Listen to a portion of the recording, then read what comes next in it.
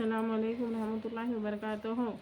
بڑی خرابی ہے ایسے شخص کے لیے جو بس پشت عیب نکالنے والا ہو، منہ در منہ تانے دیتا ہے، جیسے منہ پہ اپنے کسی کے بارے میں غلط الفاظ کہہ دیتا ہے، تم یہ ہو، اور مال جمع کر کے رکھتا ہے اور محبت اور غیر محبت سے اس کو بار بار گنتا ہے، اور اس کا یہ مال اس کے پاس ہمیشہ رہے گا۔ ہرگز نہیں، مال ہمیشہ نہیں رہے گا۔